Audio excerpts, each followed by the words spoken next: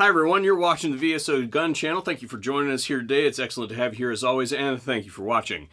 Today we're talking about gas blocks, and the title is going to be something along the lines of everything you need to know about gas blocks. I promise you, without a doubt, that I will forget something. So go ahead and lambast me for that down in the comment section down below. Let me know my failures.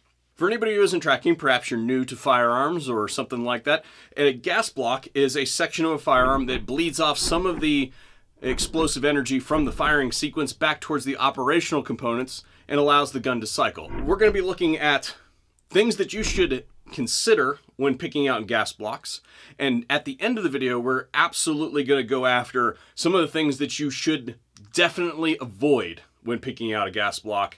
There's some of those that I have done myself that I want to save you from doing in the future. I wonder why it does that. It's weird. Now, without further ado, we're going to go ahead and go straight for the top. The best thing that you can do as far as attaching a gas block to your rifle is, drumroll, the crosspin front sight tower. And everybody just went, "Ah, man, come on." These are commonly referred to as A2 front sight towers, or maybe a standard AR front sight tower, something of that persuasion. And this is a combination front sight tower gas block. This thing is attached via taper pins. And if we use context clues, taper means bigger on one side than it is the other. There are ports that go through one side of this gas block, through the barrel, and out the other side. And then those pins are pressed into place. And to my knowledge, I have never seen a validated report of one of these gas blocks rattling loose through any amount of service life. Or maybe it exists out there and I just haven't seen it. All you need to do is try to remove one by hand. So now you might say, well, Kurt, if that's as good as it gets, why are we talking about anything else? Well, as you can see by looking at this, if you think ahead a step or two, there's some compromises that we've accepted by using the front sight tower combination gas block, and that is that the front sight is fixed and it's in the way for any standard height optic. You have to use a 1/3 co-witness to get above those, and if you're trying to put a magnified optic on there, sometimes that sort of stuff can get in the way. Whenever we go away from that cross-pin front sight tower with those taper pins that go through the gas block and through the barrel in favor of another attachment method, we have accepted a compromise. And that compromise looks something like this. On one hand, we've got the stuff that we want, which is this extra functionality that we've added to the system by putting this widget on instead of the other one. But the balance is that we accept that there is a slightly higher degree of failure capacity in the system because it could rattle loose and therefore shut the gun down, especially if we're not doing proper preventative maintenance. But I do have one more hack for you guys. Remember, every rule has an exception, and in this case we're talking about the HM Defense monoblock barrels. The HM Defense monoblock barrels address this problem by directly integrating the gas block into the barrel, as in it is directly machined as part of the barrel. Usually, when I have to fix somebody's gun, the first thing I go for is the gas block. Is it loose?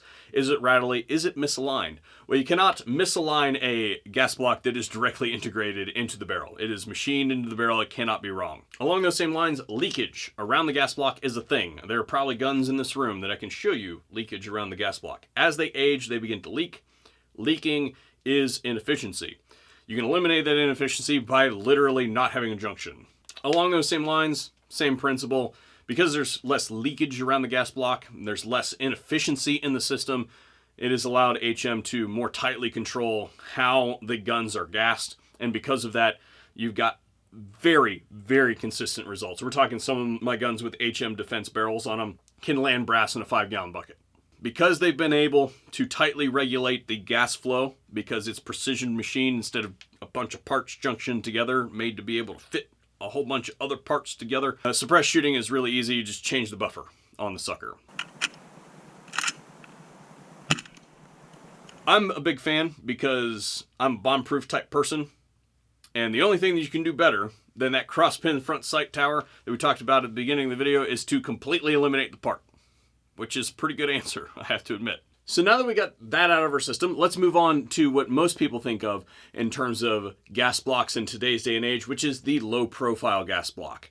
And the purpose of this thing is to replace the gas block front sight tower with this little low profile thing so that it can fit underneath of this rail. It does the same function without interfering with the mounting of any other accessories. The basic setup of this thing is very simple. It's a ring with a port that's drilled up through it that then interfaces with the gas tube. The gas tube is pinned with a single roll pin right there, and it has 2 set screws there on the bottom.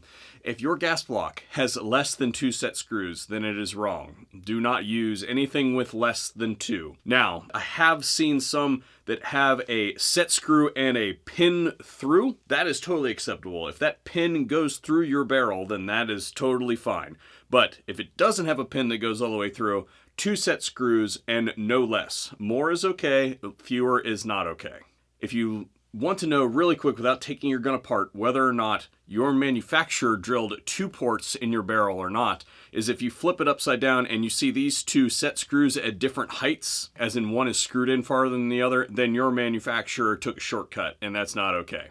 The size of these screws matters. It's better to have larger ones than it is to have smaller ones. Greater surface area contact with your barrel and greater surface area contact with the threads of the gas block. Along with that, you have to have complementary ports drilled in your barrel to interface with those screws. Adjustable blocks come in 2 main varieties: restrictor blocks and splitter blocks. And I use almost entirely splitter blocks because they're the most common. But I want you to think of an adjustable block as something whose purpose is to moderate the flow of gas back through the guts.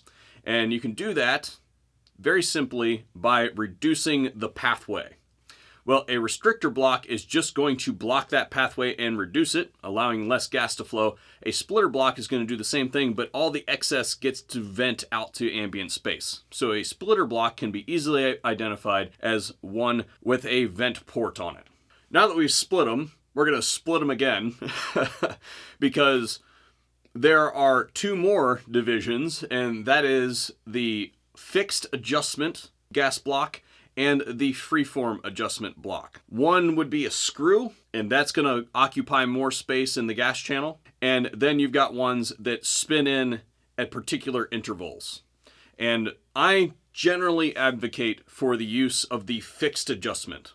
The reason why is because if you've just got a screw that spins in, it's not all that difficult to see that thing back out. And that's why I don't usually use them anymore, because they tend to back out. You need a lot of rock set stuck inside that thing, and it kind of defeats the purpose of having an adjustable gas block if you have to rock set the thing into place. Here in Ohio, we can have 100-degree days and we can have -degree days. Okay, so we can go down into the negative teens or up to the triple digits. So depending on the time of year, it is nice to be able to turn that port a little bit without having to break some rock set through or strip some tools, or remember which one you rock setted, because that's a big problem. Trust me, been there, done that. If you've got a fixed adjustment, as in it adjusts only in fixed intervals, typically speaking, that occurs by you spin the thing and a detent rolls over and holds it into space. Generally speaking, those are the types.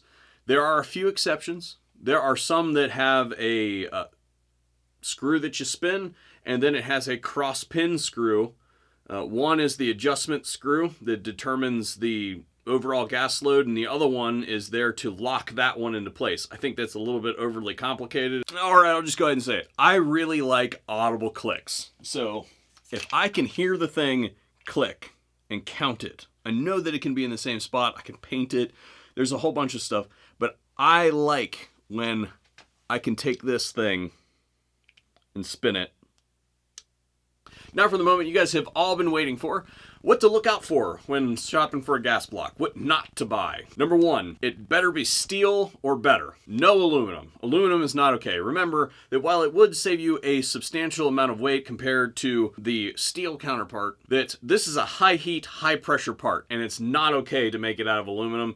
Anybody out there who's making it out of aluminum ought to be ashamed of themselves. It's just simply not okay. Now, you might choose to go with titanium, because titanium, depending on the alloy that you compare it to, can be 40 to 50% lighter than steel. So yes, there is an argument for those who are super weight conscious going towards the titanium. However, everything's a trade-off. There is a compromise to be made.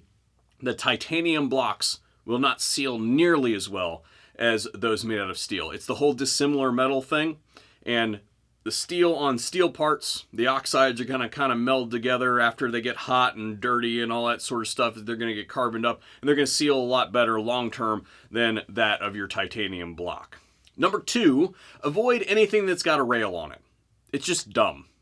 So let's start with the top rail. Usually the top rails that are supposed to be for sights are usually not at the right height to be able to co-witness with your rifle sights, so that's stupid.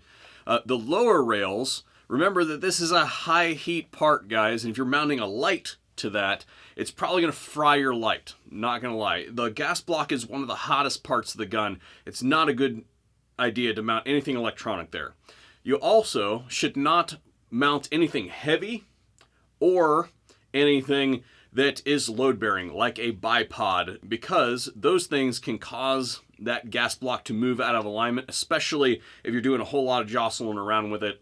Now, there's an exception to every rule. Going back to the beginning of the video where we talked about that cross-pin front sight block, totally okay to mount stuff on that thing. I still wouldn't mount any electronics to it because it's still going to get hot. It's probably going to fry it.